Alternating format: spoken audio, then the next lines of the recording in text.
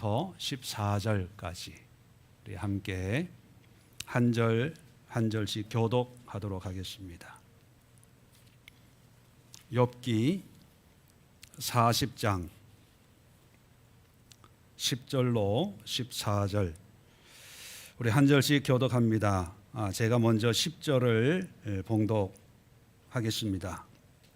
너는 위엄과 존귀로 단장하며 영광과 영화를 입을지니라.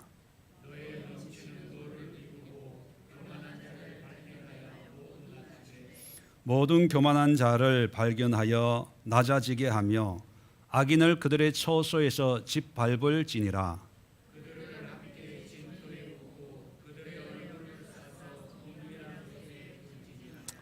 같이 읽습니다.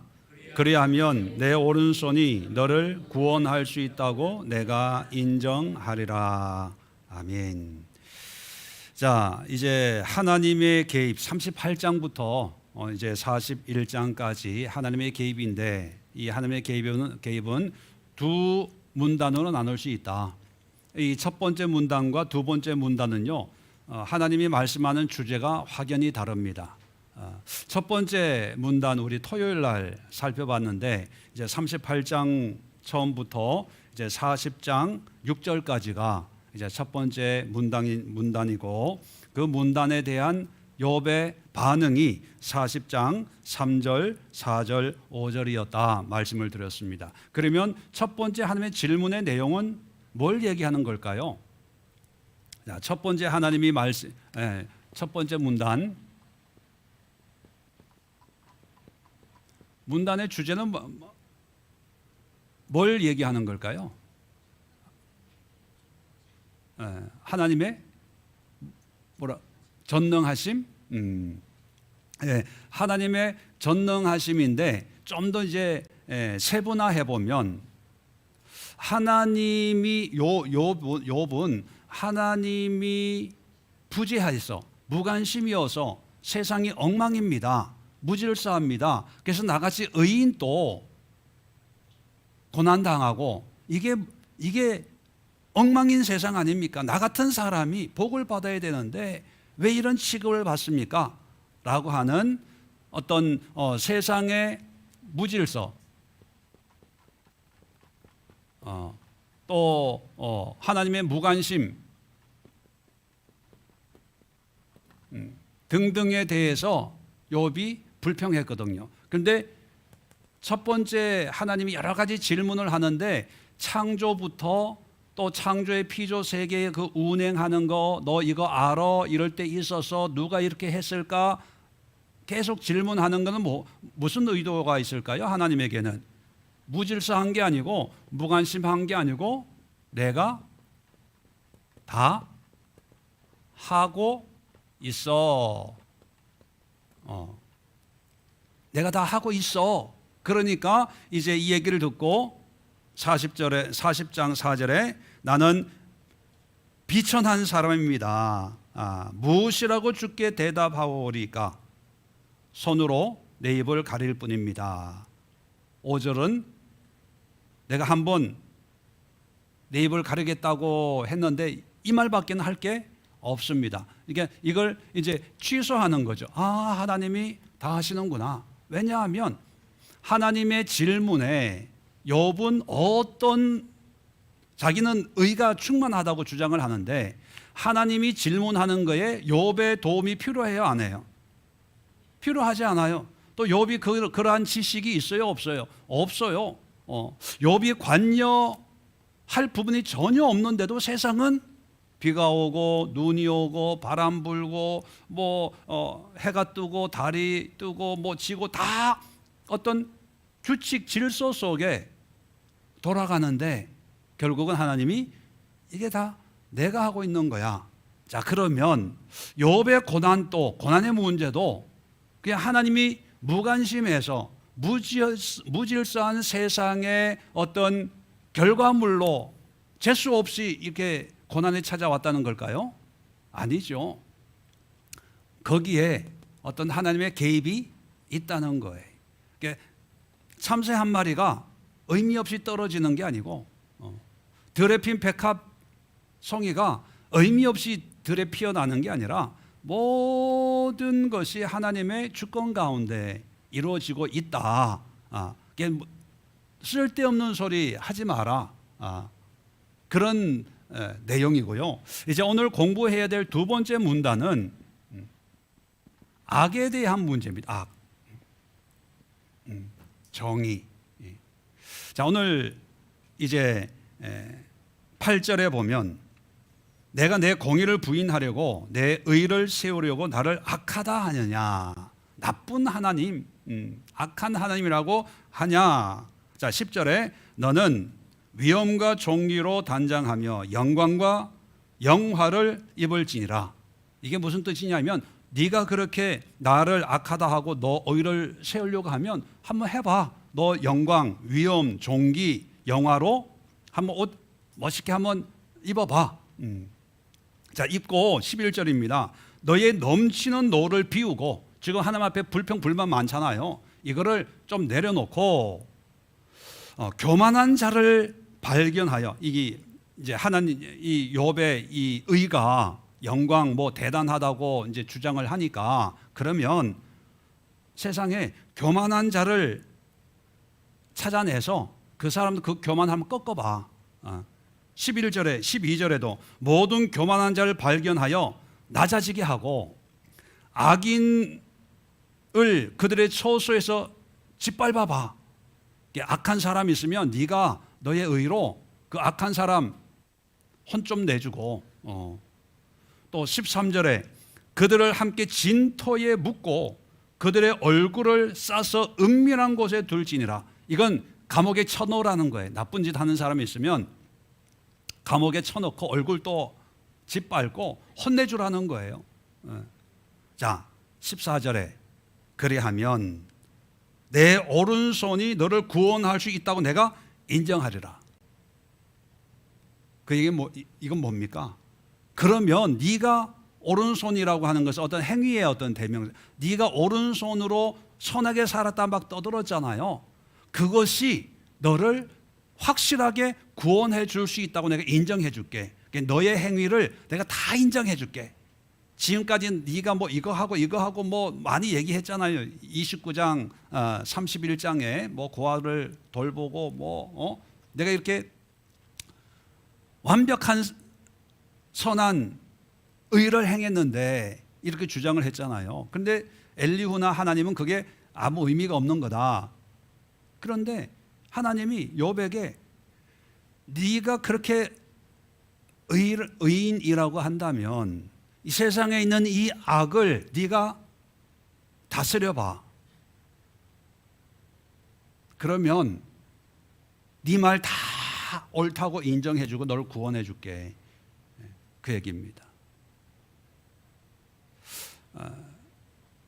두 번째 문단에서 하나님이 언급하는 것은 이 세상의 악의 문제. 이 악은 우리 현실이잖아요. 그래서 오늘 설교 제목이 현실 앞에 선 인간의 의. 내가 아무리 의롭다고 해도 우리 살아가다 보면 정말 우리의 힘으로, 우리의 능력으로, 우리의 지혜로 안 되는 그런 문제들이 봉착을 할 때가 있습니다. 그런 것 가운데 하나가 이제 악이거든요. 24장을 한번 보시면 욥이 하나님에 대해서 원망, 불평한 적이 있습니다. 24장 1절에 보면 어찌하여 전능자는, 이제 하나님이죠, 때를 정해 놓지 아니하셨는고 그를 아는 자들이 그의 날을 보지 못하는고. 하나님이 때를 딱 정해 놔야 이게 그 때라는 게 어떤 그 하나님의 때가 아니라 우리 인간의 때를 딱 정해 놔야 하나님을 아는 자, 하나님을 믿는 자들이 하나님 만나고 이렇게 하는데, 실상은 보면 2절부터 이제 악한 세상을 얘기합니다. 어떤 사람은 땅의 경계표를 옮기며 양떼를 빼앗아 기르며, 약육강식의 세상이라는 거죠. 고아의 나귀를 몰아가며 과부의 소를 볼모로 잡으며 가난한 자를 길에서 몰아내나니 세상에서 학대받는 자가 다 스스로 숨는구나. 이게 하나님이 어떤 하나님의 능력을 딱 나타내 보여야 하나님을 믿는 사람이 하나님이 나를 도와주는구나, 함께하는구나, 하나님이 나와 동행하는구나, 이런 걸 아는데, 근데 그거를 정해놓지 않으니까 힘없는 사람들이 고난을 당한다는 거예요. 재산도 빼앗기고. 5절 볼까요? 그들은 거친 광야의 들나귀 같아서 나가서 일하며 먹을 것을 부지런히 구하니 빈들이 그들의 자식을 위하여 그에게 음식을 내는구나. 빈들이 음식을 낸다는 얘기는 음식을 부지런히 구해도 거친 광야의 들나귀 같이 음식을 구해도 먹을 게 없다는 거예요. 얻는 게 수입이 없다는 거예요. 불공평하다는 거죠.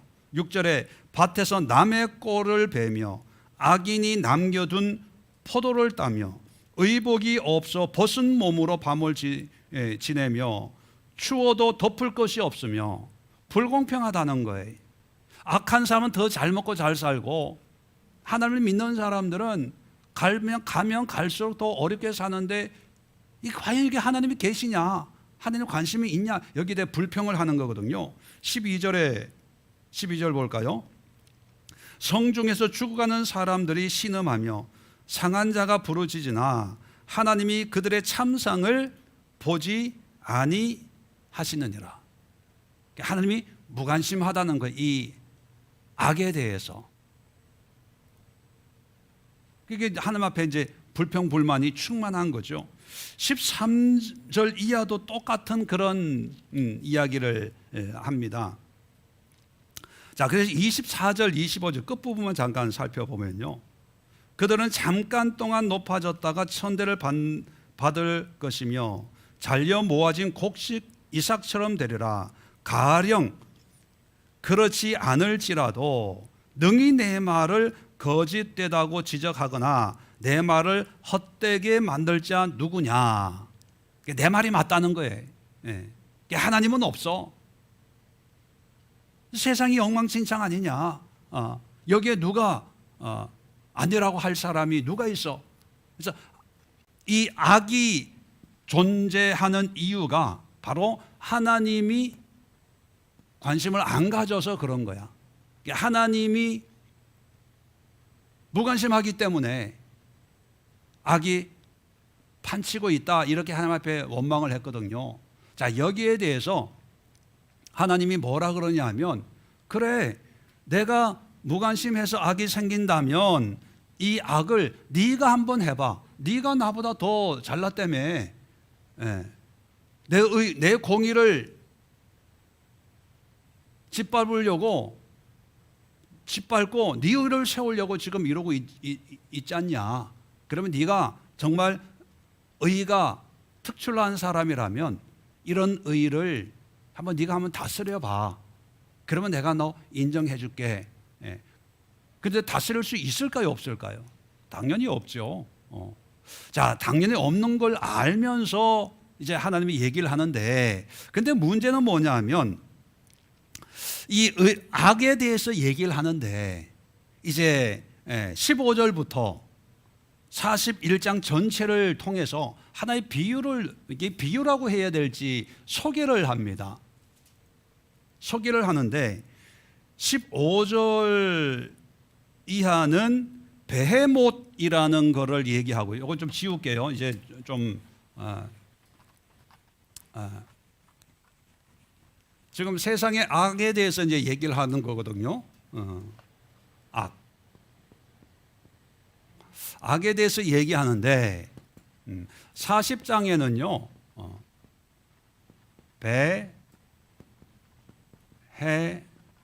베헤못, 41장에는 뭐예요? 뭐죠? 리워라단, 리워야단. 아니, 세상의 악을 얘기하는데 갑자기 베헤못이라는 짐승에 대해서 15절에 이제 소처럼 풀을 먹는 베헤못을 볼지어다. 내가 너를 지금같이 그것도 지었느니라.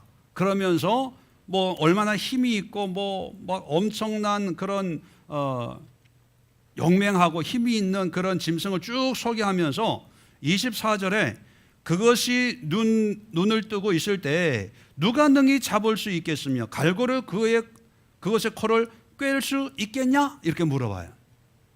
지금 악을 얘기하고 있는데 뜬금없이 베헤못을 잡을 수 있냐? 코를 끼울 수 있냐? 이 얘기를 해요. 또 41장 보면 1절에 내가 낚시로 리워 야단을 끌어낼 수 있냐? 노끈으로 그 혀를 꿰을 수 있냐? 뭐 있냐? 이 리워 야단을 네가 어떻게 컨트롤할 수 있냐? 다스릴 수 있냐? 이 얘기를 하는 거예요. 그러면 이 베헤못과 리워 야단에 관해서 하나님이 말씀하시는 것은 이 베헤못이 무슨 동물일까? 리워 야단이 어떤 동물일까? 야, 베헤못 굉장하네. 이런 거 한 마리만 있으면, 리워 야단 이런 거 하나만 얻으면 부자 되겠네. 얘네 둘이를 소개하려고 하는 걸까요? 아니면 이 문제를 설명하려고 하는 걸까요? 예, 악을 설명하려고 하는 거예요. 그렇게 성경을 해석해야 돼요. 지금 말씀의 흐름에 따라서 이해를 해야 되는데, 자, 그래서 그 각주가 붙어 있는 성경을 보면 베헤못 해가지고 뭐라고 이렇게 설명을 붙여놓고 있냐 하면 성경에 있죠. 뭐라고 돼 있어요? 일본에서 보면 하마로 볼 수 있다. 리워 야단은 뭐 돼 있어요? 악어.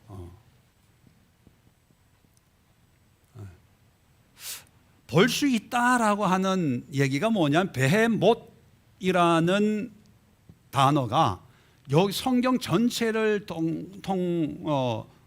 전체에서 여기 딱 한 번 사용되고 있어요. 그래서 구체적으로 이게 뭔지를 몰라요. 뭘 얘기하는지. 리워 야단도 구체적으로 뭘 얘기하는지 잘 몰라요. 근데 이제 소개하는 내용들을 보면 리워 야단도 낚시를 한다고 하니까 주로 어디에 사는 거예요? 물에 사는 거고, 또 아가미가 있다, 뭐 코를 깬다, 뭐 이런 내용을 참작해서 악어가 아닐까, 또 소처럼 풀을 먹는다, 뭐 이런 거를 보면서 또 그 체격이나 체구 이런 거를 그냥 염두에 두어서 어떤 짐승과 가장 흡사할까 생각해낸 게 악어지, 하마지, 하마가 아니에요. 어떤 주석책에는요 공룡 이렇게 설명하는, 왜 실질 지금 우리가 살고 있는, 또 역사적으로 기록이 되어 있는 어떤 그런 뭐 생물 도감 뭐 이런데 성경에서 소개하고 있는 이런 짐승이 없거든요.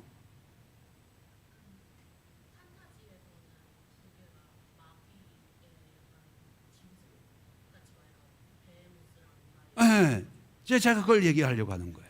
네. 그러니까 이 베헤못이 무슨 단어인지는 모르는데, 근데 성경에 베헤못은 아닌데 베헤마라는 단어는 많이 나와요. 베헤마. 이게 베헤마가 뭐냐면 짐승이란 뜻이거든요. 짐승. 성경이 짐승을 잡아서 뭐 어떻게 하고 짐승을 잡아서 가죽 옷을, 그게 다 베헤마예요. 근데 베헤마인데 이 베헤마의 복수형이 아닐까, 또는 짐승과 연관이 있는 어떤 그런 존재가 아닐까. 이거 한번 딱 나오니까. 그런데 하나님은 중요한 것은 욥에게 지금 말씀하고 있잖아요. 근데 욥은 이 베헤못에 대한 이해가 있을까요, 없을까요? 있으니까 얘기하는 거죠. 그러니까 성경에는 안 나와 있지만 적어도 하나님은 욥이 베헤못이 뭔가를 알고 있다고 생각을 하고 베헤못에 대해서 설명을 하면서 네가 이것을 코를 끼울 수 있냐 물어보는 거예요. 결론은 할 수 있어요, 없어요? 없죠. 마찬가지로 리워 야단에 대해서도 41장 전체를 통해서 리워 야단에 대해서 소개를 하는데 과연 이것이 짐승일까? 이제 베헤못에 대해서는 설명은 뭐 간단하고요. 리워 야단에 대해서 보세요. 19절 한번 볼까요? 18절 봅시다. 그것이 재채기를 한즉 빛을 발하고 그것의 눈은 새벽의 눈꺼풀 빛 같으며 그것의 입에서는 횃불이 나오고 불꽃이 튀어나오고 그것의 콧구멍에서는 연기가 나오니 마치 갈대를 태울 때에 솥이 끓음 것 같구나. 이거 뭐 이순신 거북선 같기도 하고 그죠? 그렇게 이게 짐승의 모습이 아니라 다른 어떤 걸 의미하는 게 아닐까. 그래서 먼저 베헤못은 조금 놔두고요. 리워 야단은 성경에 한 6번 등장합니다. 그러니까 그 6번을 어떻게 번역을 해놨는지 한번 우리가 보면 이게 정체가 좀 더 이렇게 알 수가 있겠죠. 자, 어디를 보냐면 욥기 3장 8절 보시면 그냥 번역을 안 해놓고 오늘 본문처럼 그냥 리워 야단 이렇게 그냥 원어 그대로 적어놨어요. 자, 그런데 이걸 찾지 마시고요. 이사야서 27장 1절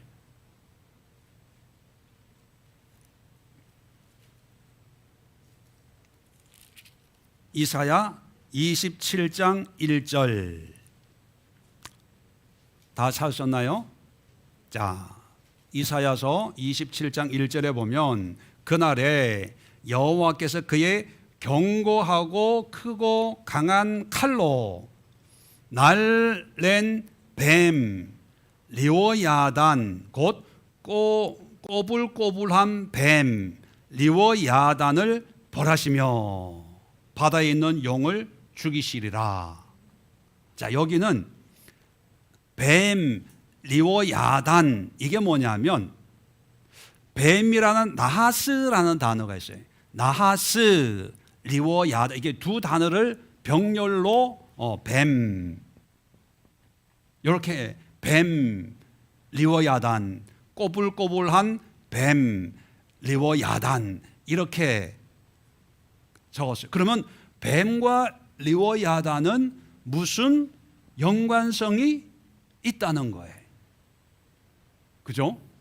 비슷한 성격이니까 꼬불꼬불한 뱀 리워야단 아니면 이 뱀의 이름이 리워야단일 수도 있고 그죠?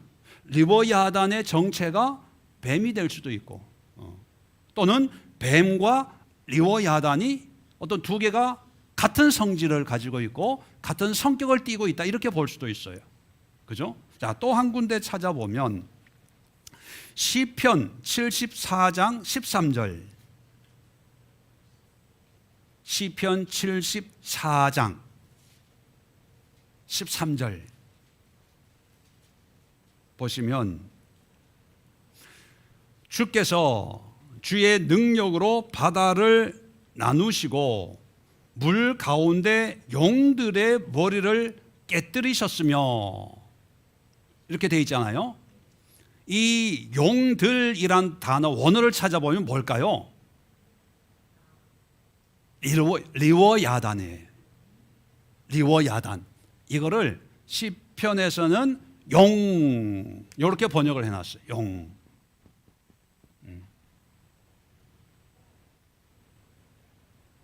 그리고 시편 104편 26절에는 그냥 리워 야단 이렇게 그냥 원어 그대로 옮겨놨어요.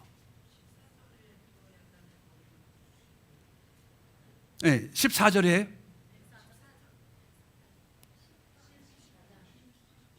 74장 14절에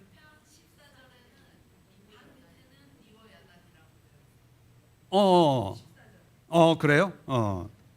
하여튼 뱀과 연결되어 있는 거예요. 그리고 이것을 영으로, 그래서 70인역 성경이라고 있습니다. 기원전 한 300년쯤에 이제 히브리어를 로마 지배하에서 유대인들이 이제 그리스와 로마 지배를 받을 때 언어가 이제 헬라어를 쓰고 아람어를 쓰게 돼 있다 보니까 히브리어에 대한 지식이 이제 없어지는 거예요. 히브리어 성경을 던져줘도 읽을 수가 없어서 이제 유대인들이 이제 학자들 각 지파에서 2사람씩 모여가지고 4사람씩 모여가지고 이제 히브리어 성경을 헬라어로 번역한 것을 우리가 70인역 이렇게 얘기하면 70인역, 70인이 번역을 했다. 그게 이제 헬라어 성경이거든요. 그러면 히브리어 성경을 헬라어로 번역을 할 때 이 리워야단을 뭐로 번역을 했냐면 드라콘이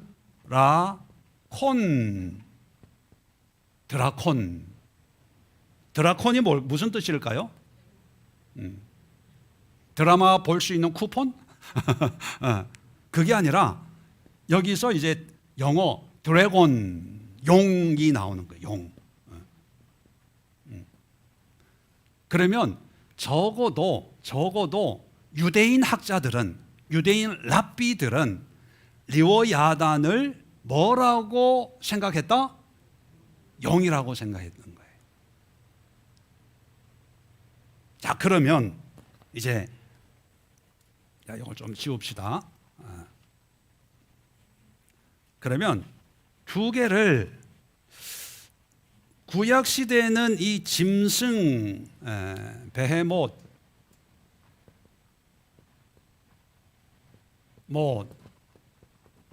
짐승, 또 리워야단, 용. 자, 악의 문제를 말씀하는데 베헤못에 대해서 네 다스릴 수 있어? 코를 깰 수 있어? 또 리워야단을 너 다스릴 수 있어? 컨트롤 할 수 있어? 있어? 계속 그런 거 물어봐요. 그리고 이 리워야단에 대해서 뭐 한 장을 다 해서 얼마나 얘가 힘이 세고 능력이 있고 엄청난 건지를 계속 얘기하고 있어요. 이게 무슨 의미일까? 자, 41장 33절 34절을 한번 봅시다. 결론적으로 이 리워야단에 대해서 하나님이 뭘 얘기하려고 하나? 세상에는 그것과 비할 것이 없으니. 자, 세상에선 얘가 최고라는 거예요. 리워야단이. 그것은 두려움이 없는 것으로 지음받았구나. 두려움이 없는 것으로 지음받았다는 것은 이 리워야단은 세상에 거칠 것이 없는, 얘를 이길 수 없는 그런 존재로 지음받았구나, 이 세상에서는. 그래서 34절 보세요. 그것은 모든 높은 자를 내려다보며 모든 교만한 자에게 군림하는 왕이니라. 아니, 세상에 이런 짐승이 있을까요? 우리는 뭐 만물의 영장이다 이렇게 표현하잖아요. 짐승들을 이제 다 관리할 수 있는. 그런데 이 리워야단은 우리를, 높은 자를 내려다보고 모든 교만한 자들 위에 군림하는 왕이다. 그러면 여러분, 이게 짐승일까요? 아니면 짐승이 아닌 어떤 존재일까요? 네, 어떤 존재인 거예요. 예. 물론 우리는 이제 이게 사탄이죠. 그러면 성경적 근거가 있어야 될 거 아닙니까? 무조건 사탄이다, 어둠이다. 그러면 이 근거가 우리 성경에는 요한계시록을 보면 아주 분명하게 이 베헤못과 리워야단에 대해서 설명을 하고 있어요. 자, 13장을 봅시다. 요한계시록 13장.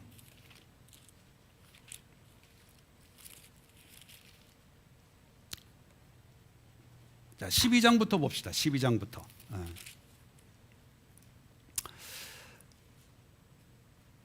자, 12장 1절부터 보면 자세히는 안 읽겠습니다. 하늘에 큰 이적이 보이니 해를 입은 한 여자가 있습니다. 이 여자를 괴롭히는 한 존재가 있는데 3절입니다. 하늘에 또 다른 이적이 보이니 보라, 한 큰 붉은 용이 있어 머리가 7이요 뿔이 10이라. 그 여러 머리에 7 왕관이 있는데, 왕관이 있다는 얘기는 얘의 정체가 뭐라는 얘기예요? 일단 왕이라는 얘기예요. 임금이라는 얘기입니다. 그래서 이 4절에 그 꼬리가 하늘의 별 3분의 1을 끌어다가 땅에 던지더니 용이 해산하려는 여자 앞에서 그가 해산하면 그 아이를 삼키고자 하더니, 이 아이를 삼키려고 하는. 자, 그런데 7절 보시면 하늘에 전쟁이 있으니 미가엘과 그의 사자들이 이 용과 더불어 싸운다. 그러니까 미가엘과 천사들이 싸우니까 이 용의 정체는 좋은 놈이에요, 나쁜 놈이에요? 나쁜 놈이라는 거죠. 나쁜 놈. 자, 싸우는데, 자, 9절입니다. 이제 정체가 드러납니다.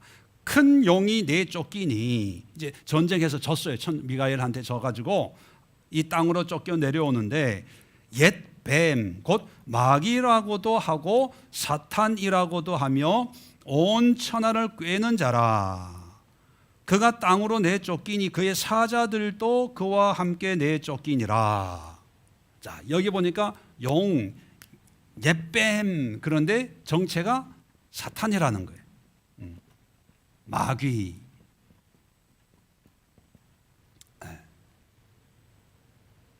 자, 이 리워야단이 짐승은 아니고 어떤 존재인데, 성경에서 말하는 어떤 뱀, 용, 드라콘의 의미와 연결되는 게 계시록에 있는 이 사탄의 존재가 아닐까. 그죠? 자, 그러면 이제 리워야단의 정체는 우리가 확인을 좀 했고, 자, 13장에 오면,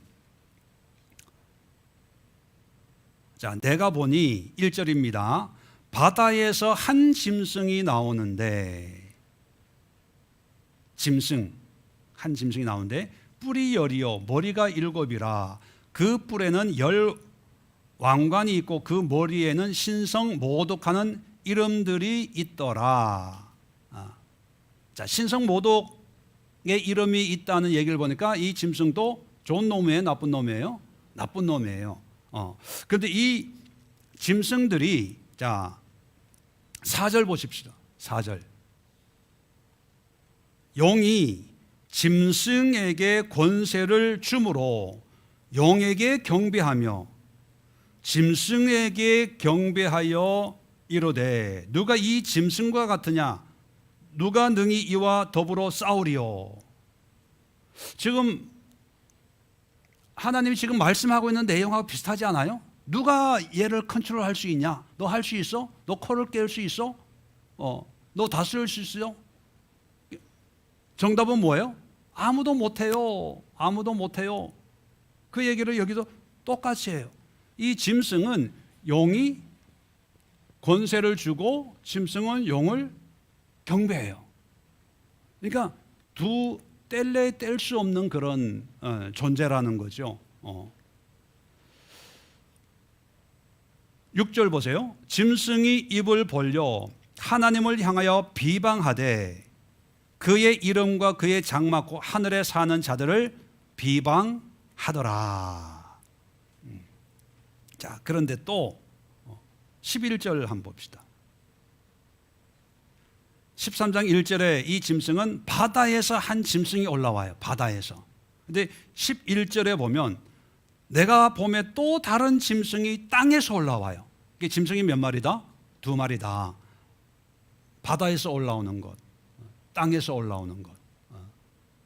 지금 베헤못, 리워야단을 얘기하면서 베헤못은 소처럼 풀을 먹는다. 이게 땅에 있는 걸 얘기하고, 리워야단은 누가 낚시할 수 있냐, 아가미가 있다, 이런 걸 보면 바다와 연관이 되어 있잖아요. 그러니까 지금 계시록에도 짐승이 나오는데 땅에서 나오고 바다에서 나오고, 지금 땅에서 나오는 애를 한번 봅시다. 11절 내가 보매 또 다른 짐승이 땅에서 올라오니 어린 양 같이 2뿔이 있고, 자, 어린 양 같이 2뿔이 있고 용처럼 말하더라. 그러니까 어린 양이라면 뭐가 먼저 연상이 됩니까? 예수님, 그죠? 근데 용 하면 뭐가 연상이 돼요? 사탄. 그러니까 언뜻 보면 사탄처럼, 사탄인 것 같기도 하고 또 예수님 같기도 하고 헷갈려요. 그래서 예수님이다 하는 사람도 있고 아니야 사탄이다 하는 사람도 있다는 거예요. 이게 언뜻 모양만 보면 다 미혹이 돼요. 자, 그런데 12절 보세요. 그가 먼저 나온 짐승의 모든 권세를, 먼저 나온, 아까 1절에 바다에서 나온 그 짐승을 얘기하는 거예요. 모든 권세를 그 앞에서 행하고 땅과 땅에 사는 자들을 처음 짐승에게 경배하게 하니, 짐승을 경배하게 해요. 곧 죽게 되었던 상처가 나은 자들이다. 기적을 경험하는 거죠. 그래서 13절에 큰 이적을 행하되 심지어 사람들 앞에서 불이 하늘로부터 땅에 내려오게 하고 짐승 앞에서 받은 바 이적으로 행함으로 땅에 거하는 자들을 미혹하여 땅에 거하는 자들에게 이르기를 칼에 상하였다가 살아나는 짐승을 위하여 우상을 만들라. 우상을 만들고 하는데 우리가 잘 아는 이제 18절에 보면 그 수는 666, 우리가 잘 아는. 그럼 이 짐승은 결국은 사탄 마귀라는 얘기예요. 거기에 영향을 받은 어떤 그런, 다시 말하면 베헤못, 리워야단이 구체적으로 뭔지 모르지만 지금 하나님이 말씀하는 그 흐름을 보면 악에 관한 얘기, 악을 네가 다스릴 수 있어? 다스릴 수 있으면 내가 너의 모든 걸 인정해 줄게.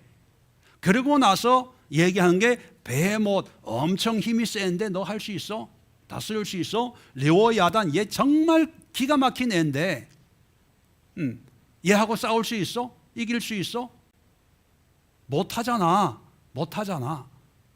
그 얘기를 하는 거예요. 그러면 얘네 정체는 뭐와 악과 연결이 돼야 돼요. 악으로 해석해야 돼요. 그러면 성경에서 악으로 짐승, 용으로 해석되는 게 하나밖에 없어요. 얘밖에 없어요. 그죠?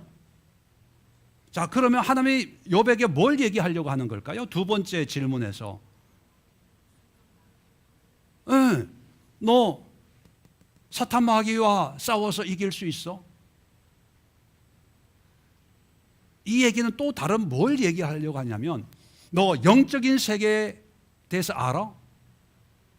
지금 1장을 보면 욥의 고난은 어떻게 해서 오는 거예요? 누가 주는 거예요? 하나님이 주는 거예요? 마귀가 주는 거예요? 하나님이 허락은 했지만 이 고통을 주는 실질적인 집행자는 누구예요? 마귀거든요. 근데 마귀인데 욥은 마귀에게 뭐 한마디도 뭐 한마디 해요? 누구한테 다 쏟아부어요? 하나님.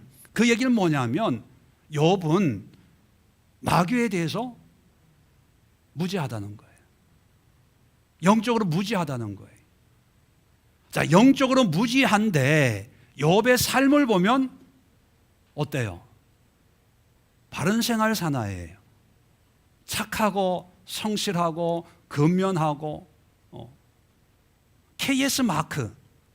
누구나 다 이런 사위 보고 싶고 그죠? 자, 그런데 영적으로는 깜깜한 사람이에요. 그러니까 하나님이 너 영적인 세계의 지식이 있어? 물어보는데 나중에 욥의 고백을 보면 알았어요? 몰랐어요? 전혀 몰랐어요. 전혀. 이것도 모르면서 뭐 의라고 큰 소리 치냐. 이걸 뒤집어 보면 우리가 신앙생활 하는데 필연적으로 알아야 될 게 뭘까요? 예, 물론 하나님의 율법도 알아야 돼요. 말씀도 알아야 되고 삶도 알아야 되는데 또 하나 영적인 세계. 하나님이 영이시잖아요. 하나님이 영이면 모든 영이 다 하나님이면 괜찮은데 거기에 불량품이 있다는 거예요. 불량품이라고 표현해야 될까 모르겠지만 그게 사탄 마귀가 베헤못 리오야단이라고 하는, 우리는 모르지만 욥은 알고 있는 이게 실체잖아요. 실체로 비유하는 이유가 뭐냐면 이 마귀 사탄의 존재도 실체라는 거예요. 그리고 이 실체는 우리가 상상하기 힘들 만큼 크고 능력 있고 우리가 그 코를 꿰을 수도 없고 잡아 끌 수도 없고 우리가 어떻게 할 수 없는 그런 엄청난 존재, 우리의 왕이라는 거예요. 이런 존재를 우리가 안다면 절망하라는 얘기가 아니죠. 누구의 도움을 구하라는 거예요? 하나님의 도움. 아직은 예수님이 아직 안 나와요. 우리에게는 이제 예수님이지만 욥에게는 네가 그렇게 의롭다고 나를 자꾸 비방하잖아요. 나를 욕하잖아요. 하나님이 나오시면 뭐 내가 어떻게 되고 하나님 지금 실수하고 있는 겁니다. 큰 소리 뻥뻥 치고 있는데 그렇게 불평하고 분노하고 화낼 문제가 아니라 네가 나 앞에 와서 도와주세요. 내 힘으로는 절대로 안 되네요. 착한 일은 내가 할 수 있는데 바른 생활 사나이로 칭찬은 받을 수 있는데 이 영적인 세계에 있어서 이런 문제들은 내가 도무지 할 수가 없습니다. 하나님 도와주세요. 이래야 되는데 이걸 모르니까 하나님 나와보세요. 만만하게 생각하는 거예요. 다 할 수 있다고 생각하는 거예요. 착하게 사는 거 나 그렇게 살아. 남 욕 나 안 해. 나 싫어하는 사람 있으면 나 데리고 와봐. 이렇게 살기 위해서 내가 얼마나 애쓰는지 알아? 내 먹을 거 안 먹고 쓸 거 안 쓰고 구제하고 봉사하고 고아 도와주고 뭐 선교 헌금하고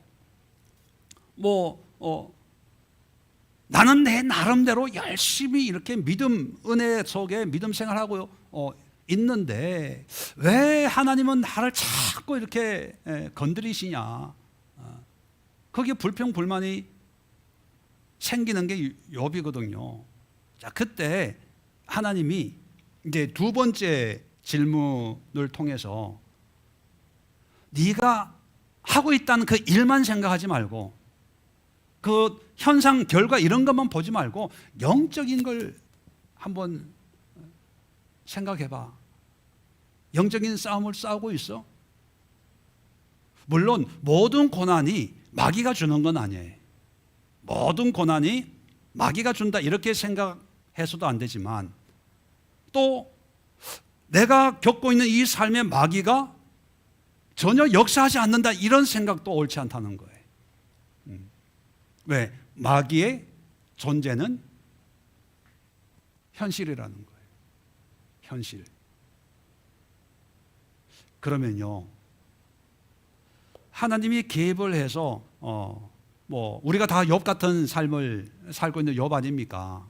우리가 신앙생활을 하는데 과연 영적인 세계에 대한, 물론 하나님도 영적인 세계에 계시지만 여기서 얘기하는 사탄에 대해서 영적인 방해자, 대적자, 영적인 어둠의 세력에 대해서 우리가 얼마만큼 인식을 하고 또 내 삶에 이놈들이 어떻게 역사하고 개입을 하고 방해하고 있는지 여기에 대한 이해가 있어야 된다는 거예요.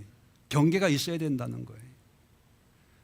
그리고 얘네들을 이길 수 있는 방법은 우리의 의나 우리의 경험이나 성경 공부 좀 했다고 되는 것도 아니고 영성 훈련 했다고 좀 되는 것도 아니고 내가 목사 직분이고 뭐 권사고 집사고 세상에 어떤 사람도 아까 마지막 읽었지만 가장 높은 사람을 내려다보고 교만한 자의 왕노릇하는 놈이니까 우리의 어떤 우리가 가지고 있는 어떤 방법으로 해결할 수 있는 게 절대로 아니라는 거예요.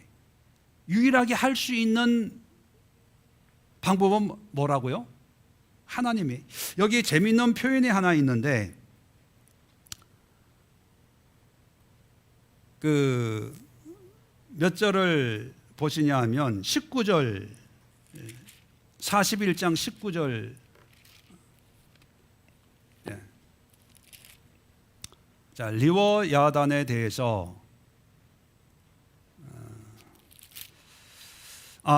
베헤못에 죄송합니다. 40장 19절입니다. 40장 19절. 베헤못에 대해서 뭐라고 얘기하냐면 그것은 베헤못입니다.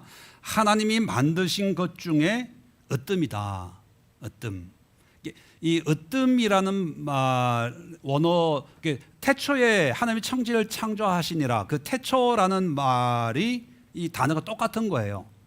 이게 시작 또는 첫 번째 뭐 이런 뜻을 가지고 있는데 으뜸이라는 것이 뭐 가장 좋다 이런 의미도 있지만 어떤 첫 번째 하나님이 만드셨다. 그런데 만들 때 이제 정말 사탄을 먼저 만드는 이걸 얘기하려고 하는 게 아니라 하나님이 얘를 만들 때 어떻게 만들었냐 그걸 설명하려고 하는 그 다음 절이 의미가 있는 거예요. 자, 으뜸인데 그것을 지으신 이가 이제 하나님이죠. 자기의 칼을 가져오기를 바라노라. 이게 과연 무슨 뜻일까요? 자기의 칼을 가지고 오기를 바라노라. 이걸 두 가지로 설명할 수 있는데요. 지금 40장은 산문이 아니라 운문체입니다. 산문이라고 하는 것은 주어가 있고 동사가 있고 서술형으로 내가 뭐를 했습니다. 이게 이제 산문체고 운문체는 나 좋았어. 이렇게 주어 서술어 없이 어떤 단어의 배열 이런 식으로 되어 있기 때문에 해석이 쉽지가 않거든요. 그게 주어가 누구냐, 또 이 의미가 뭐냐, 동사가 뭐냐, 이런 건데 여기도 보면 지을 때 칼을 그에게 가져오기를 바라노라. 이게 두 가지로 해석하고 할 수 있는데 칼이라는 게 능력이잖아요. 힘이잖아요. 하나님이 이 베헤못을 지을 때 그에게 칼을 주었다. 칼을 주었다는 얘기는 뭐냐면 능력 있는 존재로 만들었다. 이렇게 해석할 수도 있고 또 다른 해석은 뭐냐면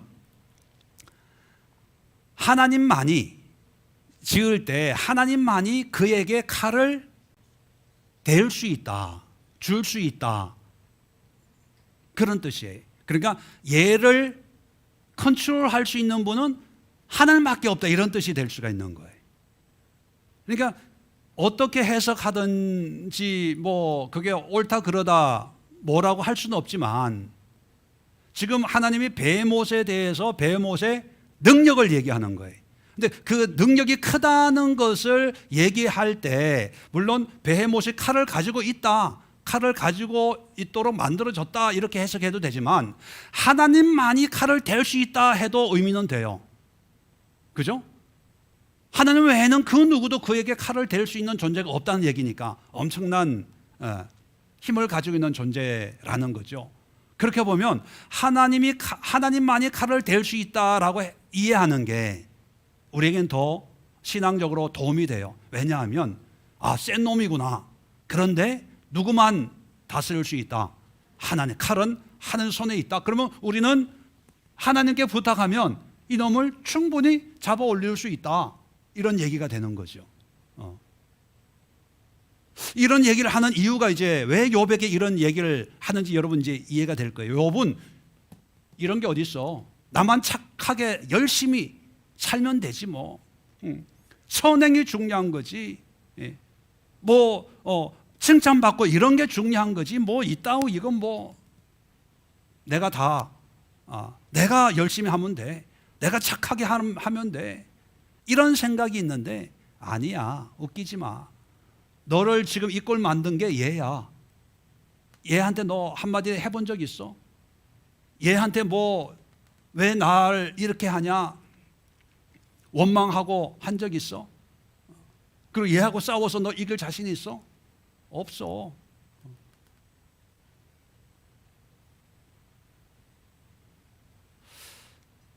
자, 마지막 두 번째 단락을 통해서 우리가 도전받아야 될 게 뭘까요, 그러면? 물론 늘 말씀드리지만 욥의 삶 그 자체가 나쁜 건 아니에요. 그렇게 살아야 돼요. 그렇게 살면서 또 하나 영적인 세계에 우리가 눈을 뜰 필요가 있다는 거예요. 모든 게 사탄이다 마귀다 이러면 또 안 되겠지만 또 반대로 에이 그런 게 어디 있어 또 이것도 나쁘다는 거죠. 문제는 뭐냐면 우리가 사탄이다 아니다 기다 아니다 뭐 이렇게 우리가 판단하지 말고 판단할 수 있는 분은 누굽니까? 하나님이거든요. 하나님께 물어보고 가르쳐 달라고 얘기하고 도와달라고 얘기하고 이런 존재가 나를 괴롭히면 질병이 마귀가 준 것이라면 하나님 이 마귀로부터 자유케 해주세요. 기도하라는 거예요. 우리가 마귀 그런 분들이 있어요. 뭐든지 마귀 사탄 이렇게 얘기하는 분이 있고 또 반대로 아니 뭐 감기 걸려도 마귀고 배탈이 나도 마귀고 다 마귀면 다 마귀가 다 하게 또 이렇게 생각하는 분이 있거든요. 중용이 필요해요. 그 중용이라고 하는 건 내가 판단하지 말고 하나님 앞에 기도하는 거예요. 기도해서 하나님 베헤못이 있는데 리워야단이 있는데 얘네들은 하나님께 가는 걸 막고 은혜를 막고 하나님의 축복을 막고 또 하나님이 주신 것을 빼앗아가는 놈들인데 그것이 지금 내가 이렇게 어렵고 힘든 이런 문제가 이놈들 때문이라면 하나님 임하셔서 하나님의 손에 있는 칼로 이놈들 죽여내 주세요. 죽여버려 주세요. 그리고 나의 허물로 말미암아 고난이 왔다면 깨닫게 해주세요. 하나님이 나에게 교훈하기 위해서 이런 문제가 생겼다면 하나님 말씀해 주세요. 지금 욥의 어떤 자기의 충만한 자기 의에 빠져가지고 하나님을 보지 못하는 이 욥에게 이런 세계를 얘기하면서 너 이거 알고 있었어? 하는 그런 말씀이 바로 우리에게 하는 말씀이 아닐까. 오늘 이 시간 이제 기도할 때 기도 제목은 분명하죠. 영적인 세계에 대한 지식과 지혜를 주옵소서. 알게 하옵소서. 의식하게 하옵소서. 그리고 영적인 베헤못과 리워야단과 늘 싸울 수 있는 영적인 이 각성이 있게 하옵소서. 이제 신약에 오면 좀 더 이제 구체적으로 말씀을 하는데 우리 신앙생활에 참 중요하고도 중요한 영적인 세계, 영적인 은혜, 영적인 능력, 영적인 싸움에 대해서 우리가 오늘 간절한 마음으로